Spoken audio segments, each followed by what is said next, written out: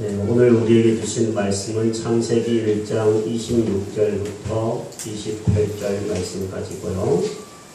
여러 말씀이 있는데 한 구절 말씀만 먼저 읽도록 하겠습니다.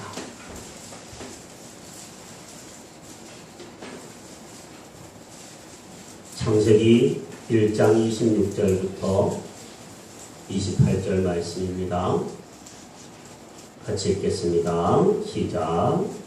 하나님이 이르시되 우리의 형상을 따라 우리의 모양대로 우리가 사람을 만들고 그들로 바다의 물고기와 하늘의 새와 가축과 온 땅과 땅에 기는 모든 것을 다스리게 하자 하시고, 하나님이 자기 형상 곧 하나님의 형상대로 사람을 창조하시되 남자와 여자를 창조하시고, 하나님이 그들에게 복을 주시며 하나님이 그들에게 이르시되 생육하고 번성하여 땅에 충만하라. 땅을 정복하라. 바다의 물고기와 하늘의 새와 땅에 움직이는 모든 생물을 다스리라 하시니라. 아멘.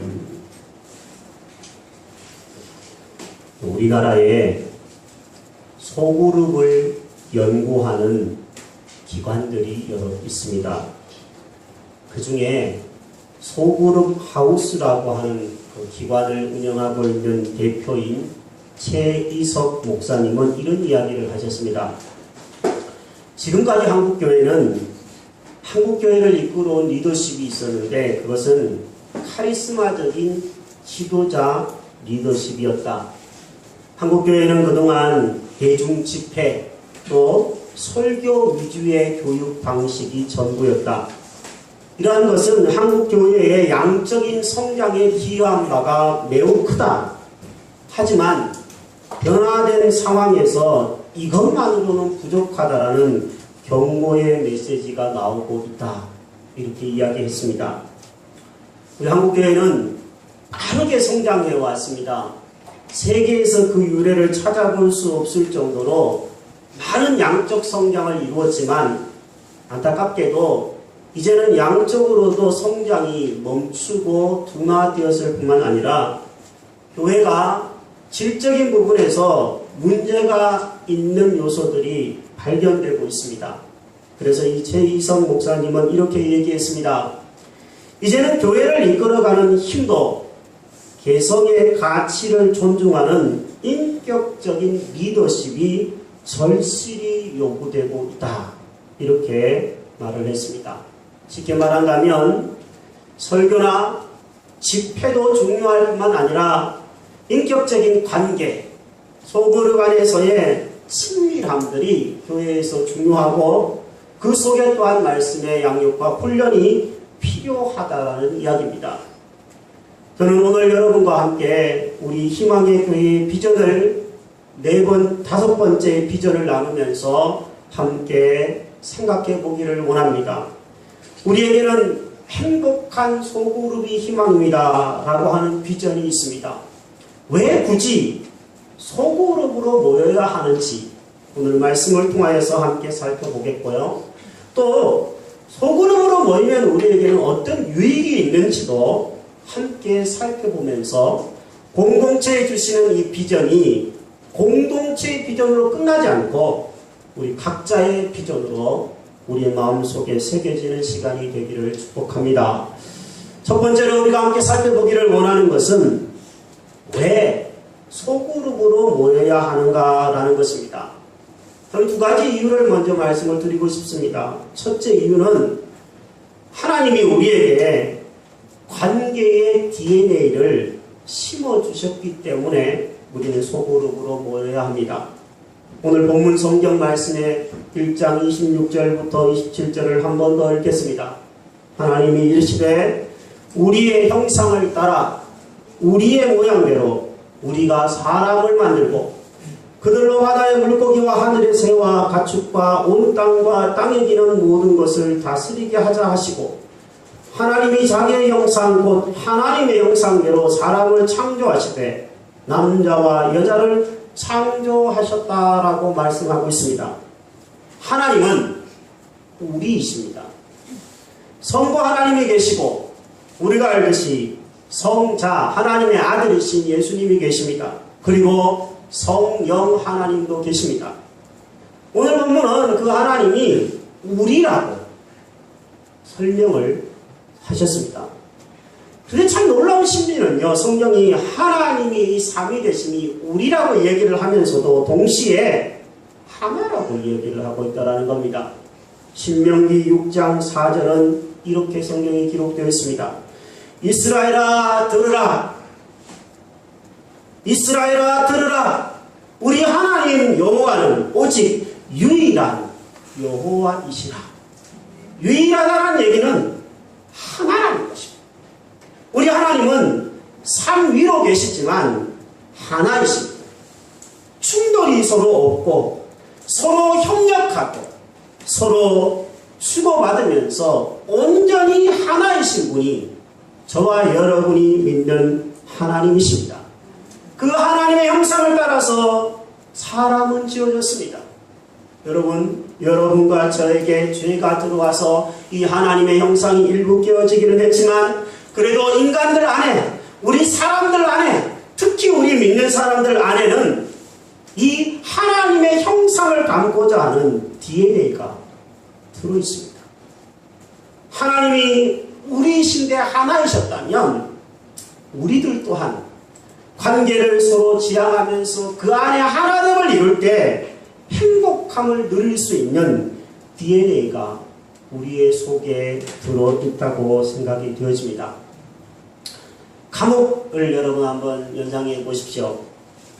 감옥에 가는 사람들은 감옥에 들어가는 것을 매우 싫어합니다. 죄수들은 감옥 안에서 정상적인 관계를 맺지 못하면서 높은 담벼락 안에서 창살 안에서 생활하게 됩니다. 창살은 그야말로 고통입니다. 왜 고통입니까? 평범한 관계를, 사랑하는 가족도 만나지 못하고 내가 가고 싶은 곳도 가지 못하고 만나고 싶은 사람도 만나지 못하기 때문에 그게 고통인 겁니다. 감옥의 죄수들이 제일로 싫어하는 장소가 있다고 합니다. 그 장소는 독방이래요. 독방에 가두어진 채 수년을 사는 사람이 없답니다. 독방에 가두어지면 사람들이 정신착란을 일으키기도 하고요. 결국에는 이 정신세계가 이상이 돼서 파멸에 이르는 사람들이 대부분이라고 합니다. 사람은 관계 속에서 아픔을 경험하기도 합니다. 상처받기도 하고 나도 모르는 사이에 상처를 주기도 하지만 그러나 우리 사람은 또다시 그 사람과의 아름다운 관계를 통하여 치료가 일어나고 회복이 일어나는 것을 경험하는 존재입니다. 사랑하는 여러분, 여러분과 저에게는 관계의 DNA가 들어있음에 우리가 서로 소그룹으로 모일 필요가 있다는 것을 기억하시기를 바랍니다. 두 번째로 우리가 소그룹으로 모여야 되는 이유가 있다면 그것은 이 관계라고 하는 것은 선택이 아니라 그러므로 필수이기 때문에 소그룹으로 모일 필요가 있습니다. 우리 예수님을 한번 생각해 보십시오. 예수님은 이 땅에서 많은 기적을 일으켜 내셨습니다. 귀신을 내어 쫓기도 하셨고 질병을 치료하시기도 하셨습니다. 바다와 자연을 잠잠케 하시는 기적을 일으키기도 하셨습니다. 오병이어의 기적을 일으키기도 하셨죠. 그렇게 기적을 베푸시자 예수님 주변에는 엄청난 무리들이 대중이 모여들었습니다. 그런데 예수님은 그 무리들을 일부러 피하셨습니다. 성경을 읽어보면 그 무리를 피하셔서 3년 동안 12명의 제자들에게 집중하셔서 소그룹으로 제자들을 양성하는 일들에 많은 시간과 에너지를 투자하신 것을 보게 됩니다. 마가복음 3장 14절 15절 화면에 있는 말씀입니다. 같이 한번 읽겠습니다. 이에 12를 세우셨으니 이는 자기와 함께 있게 하시고 또 보내사 전도도 하며 귀신을 내쫓는 권능도 가지게 하려 하심이라. 예수님은 12명의 제자를 선택하셔서 그들과 함께 있으셨습니다. 그리고 그들과 함께 하면서 그들에게 권능을 주셔서 나가서 전도하여 하나님의 나라의 복음을 힘있게 증거하는 사람이 되도록 그들과 소그룹으로 모이셨습니다. 우리 같으면 어떤 마음이 들겠습니까? 이렇게 많이 모였으니 교회당도 크게 짓고 이렇게 많이 모였으니 놀라운 일을 한번 해보자. 로마도 전복시켜보자. 이런 마음을 아마 품기 쉬웠을 텐데 예수님은 그렇게 하시지 않았다라는 겁니다. 일부러 그들을 무리를 피하셔서 소그룹으로 모여서 그들을 사랑하고 그들을 세우고 그렇게 하셨다라는 겁니다. 참 저는 성경을 읽을 때 위로가 되는 부분이 이 부분입니다. 예수님이 12명인과 소그룹을 모임을 하셨는데 그 중에 한 명은 배신자였습니다. 상민이 형제가 딸을 낳으면 이름을 신자라고 짓는다고 그러더라고요. 언제 보니까. 성이 배씨거든요. 우스갯소리로 뭐 그렇게 얘기하는데 뭐 딸을 낳아 봐야 될 것 같아요. 여러분 딸을 낳으면 신자라고 이름을 붙여 줄까요? 네. 예수님의 그 12제자 소그룹 안에도 배신자가 있었어요. 참 위로가 됩니다. 근데 놀라운 것은 이 예수님이 그 배신자가 있는 소그룹을 꾸려 가시면서도 결국에는 그 배신자를 통하여서 본인이 십자가를 지셔야만 했지만 인류 구원의 역사를 이루어 가신 것을 봅니다. 참 놀라운 것은 예수님이 십자가에서 죽으시고 부활하신 다음에 이 땅을 떠나셨을 때 그 12명의 제자들이 나중에 사도 바울까지 합쳐서 12명의 그 제자들이 인류의 구원을 위해서 놀랍게 쓰여지고 만천하에 그들을 통하여서 복음이 전파되었다라는 사실입니다. 여러분 오늘날 이 소그룹 운동은요 너무나 대중화되어 있습니다. 학교에서는 동아리 활동으로, 회사에서는 팀제 운영으로, 공공기관에서는 부서의 운영으로, 심지어 공산주의를 심는 사람들은 몇 사람씩 소그룹씩 모여서 그들이 이념화하는 일들에 소그룹을 널리 사용하고 있습니다. 예수님은 그것을 이미 아셨던 겁니다. 아셨기 때문에 무리를 피하여 소그룹으로 모이시고 때로는 3명의 사랑하는 제자들과 함께 길을 떠나시고 때로는 12명과 함께 식사를 하시고 삶을 나누시고 기도를 드리신 줄로 압니다.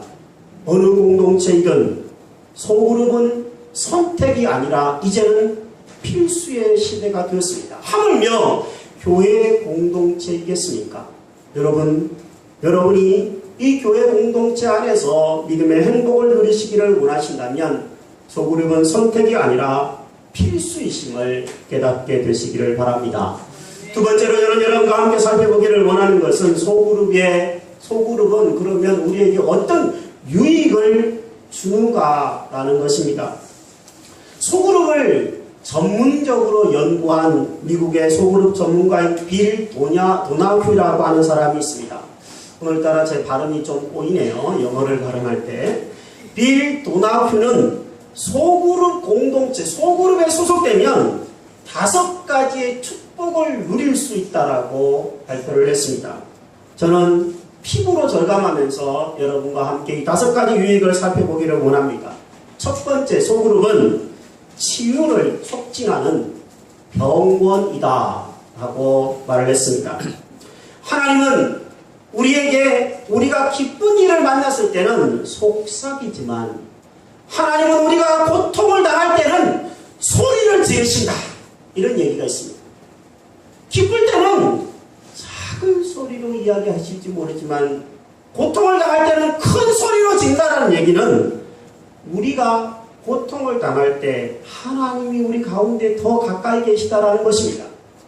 소그룹 공동체 안에서 우리는 서로 고통당하고 서로 힘들어하는 사람들을 위로하며 보살피며 그 안에서 치유를 경험할 수 있는 줄로 믿습니다. 내 안에 있는, 내 속에 있는 상처를 때로는 개워낼 때 괜히 얘기했어, 얘기하지 말걸, 이런 후회가 어떤 데는 들 때도 있지만 내가 내 속에 있는 상처와 아픔과 고통을 드러내면 또 다른 누군가가 그것을 듣고 나도 그래요, 나도 아파요 라고 얘기하면서 우리는 피차 치유를 경험하게 됩니다. 제 아내와 저는 처음 예수 믿고 20대 때 20대를 송두리째 상담이라고 하는 하나에 꽂혀서 살았습니다. 그런데 이 소그룹은 상담입니다. 사실은 그 안에서 삶을 나누면서 그 안에서 서로 치유를 경험하는 집단 상담이나 마찬가지예요. 설교도 어떻게 보면 상담의 종류의 한 부류일 수도 있습니다. 소그룹은 이렇게 서로를 보듬어주고 치유해주는, 치유를 촉진하는 병원의 역할을 한다는 것입니다. 두 번째로 소그룹의 유익은, 소그룹은 성숙을 촉진시키는 체력 단련실의 역할을 한다는 겁니다. 우리 예수 믿는 사람에게는 신앙에 몇 가지 운동이 필요합니다. 먼저는 근육 운동입니다. 말씀의 운동이라고 얘기할 수 있습니다.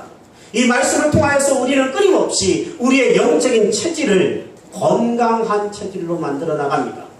기도의 운동도 있습니다. 기도는 홀로 있을 때는 잘 안 됩니다. 하지만 함께 모여서 기도하면 성령의 역사를 더 강하게 경험하게 되는 줄로 압니다. 또한 우리에게는 이어달리기의 훈련이 있습니다.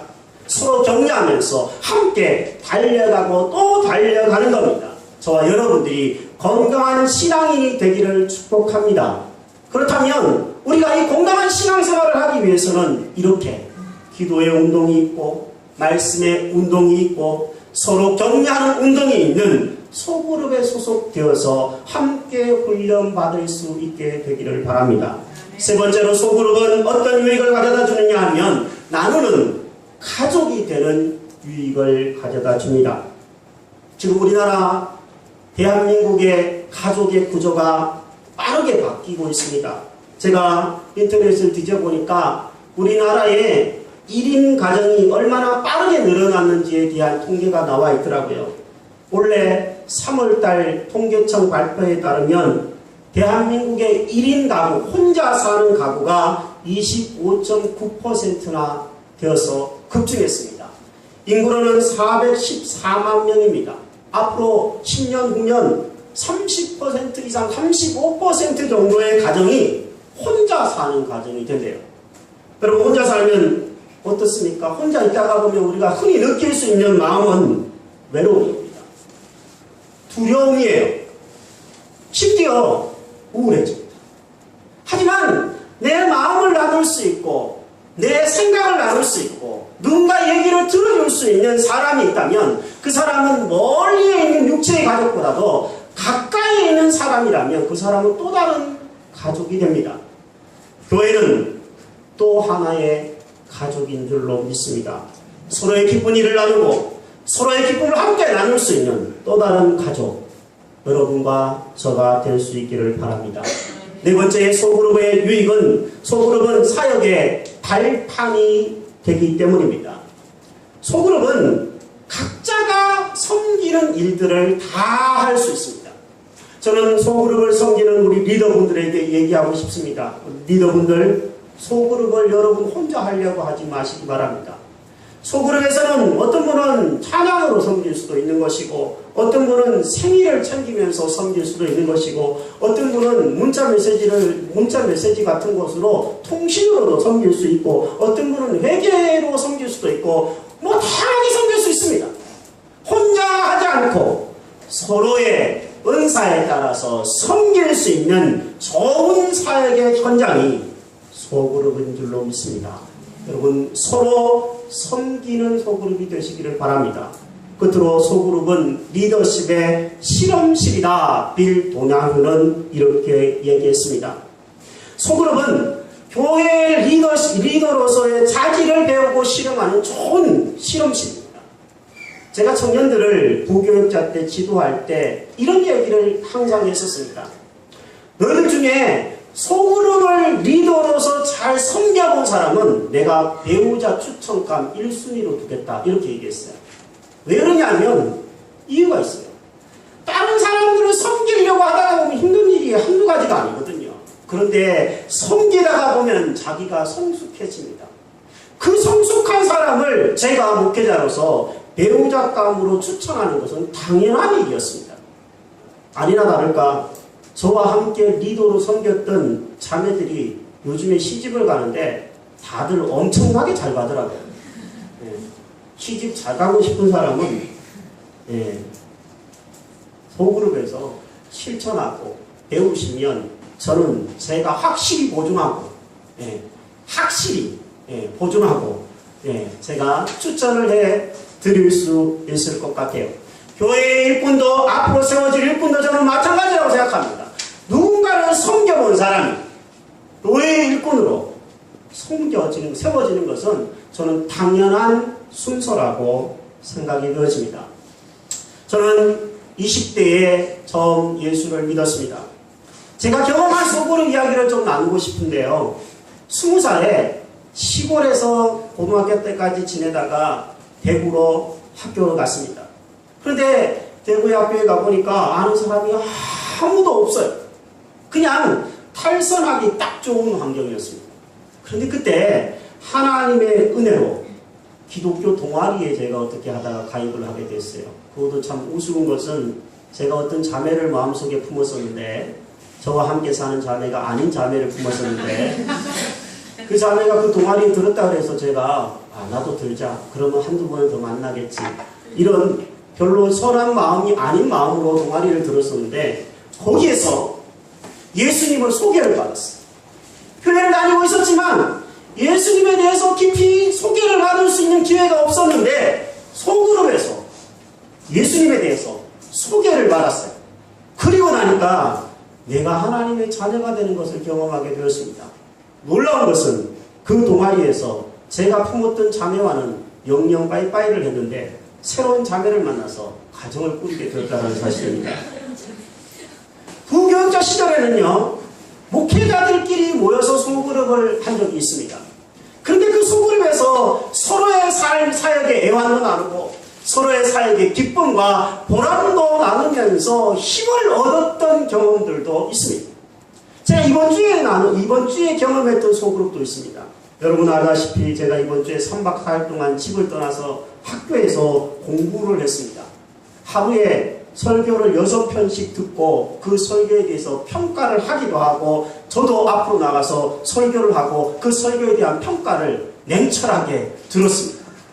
제가 오늘 마이크를 쓰고 있지 않죠. 손에 항상 마이크를 들고 설교를 했었는데 왜 마이크를 하냐면 저의 교회의 동영상을 보신 전사님이 목사님 이 마이크를 너무 꽉 잡고 있으니까 너무 딱딱해 보여요 라고 지적을 해주셔서 제가 마이크를 놓아버렸습니다. 앞으로 놓고 해볼 생각이에요. 너무 딱딱하면 성도인들이 듣기에 불편하잖아요. 냉철한 지적이었습니다. 그렇게 하루에 6편씩의 설교를 듣고 평가하고 강의를 듣고 평가하는데 하루 종일 아침 9시 반부터 저녁 시간까지 앉아있으니까 왜 안 피곤하겠습니까? 하지만 그렇게 서로 평가해야 되는 그 엄청난 어떻게 보면은 날선 그 평가 위에서도 행복할 수 있었던 것은 저녁 시간 때문이었습니다. 저녁에 우리는 함께 팥빙수를 먹었습니다. 내일 치킨을 먹었습니다. 제 아들이 제일 부러워할 만한 치킨인데 치킨을 내일 먹었거든요. 정말 식당에서도 나오고 치킨집에 가서도 먹고 근데 먹으면서 다른 이야기를 하는 게 아니라 어떻게 하면 우리가 설교자로서 하나님의 말씀을 바르게 전할까? 어떻게 하면 좀 더 자유롭게 성도인들이 듣기에 합당한 말씀을 전할까? 이런 것들을 함께 나누었을 때 많은 유익이 찾아온다는 것을 피부로 또 한 번 느끼게 되었습니다. 사랑하는 여러분, 본인이 혼자 설교하면 자기가 잘하는 줄로 압니다. 하지만 다른 사람의 설교를 많이 들어보니까 내가 이런 것도 보완해야 되고 저런 것도 문제가 있었고 계속 발전해 나가는 자신을 발견했다라는 것입니다. 믿음도 그렇지 않을까요?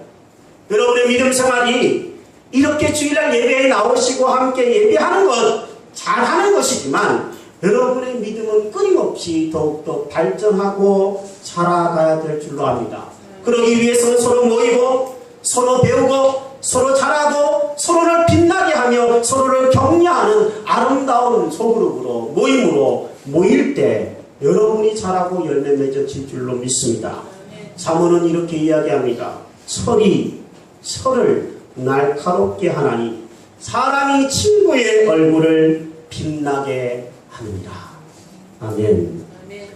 여러분이 앞으로 행복한 소그룹과 가정에서의 가족 모임을 위해서 10가지 누군가 발표한 행복한 소그룹을 위한 10계명을 소개함으로 오늘 말씀을 마치려고 합니다.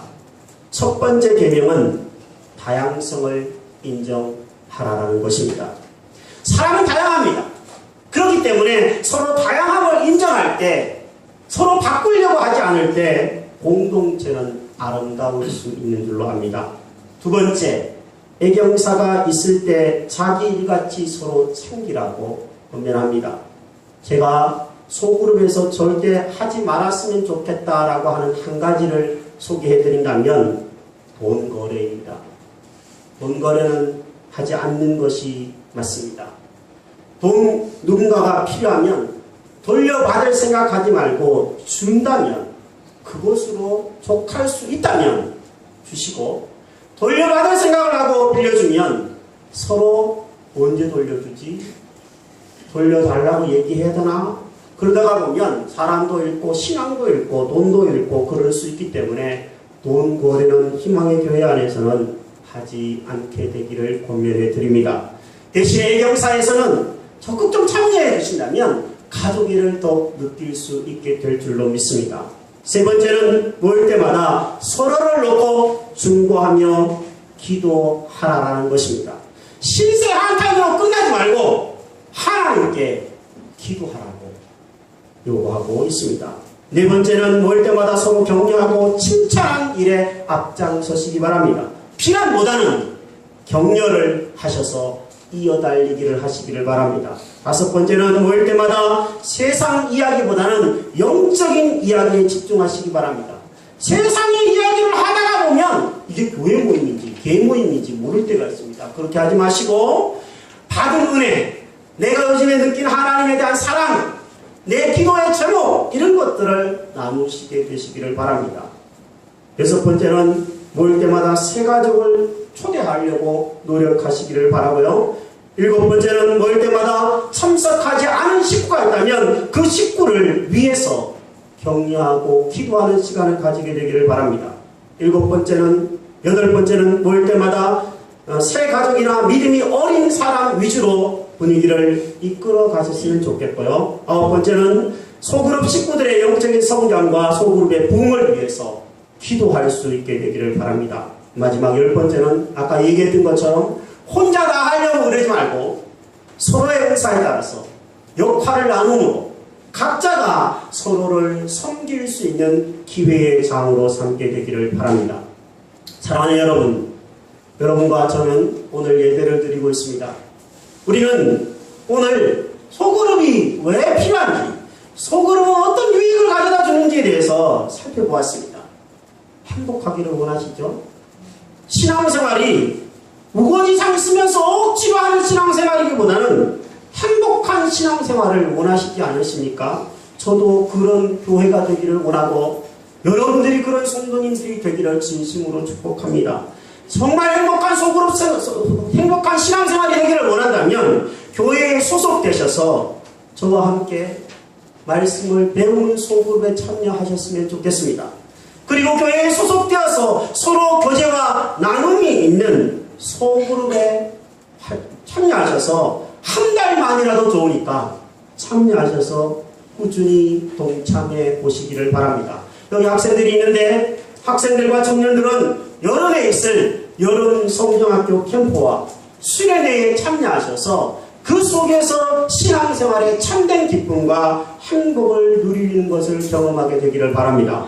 또한 소그룹 리더분들에게 마지막으로 말씀드리고 싶은 것은 여러분 하나님이 세우신 사역자입니다. 목회자가 위임해준 사역자입니다.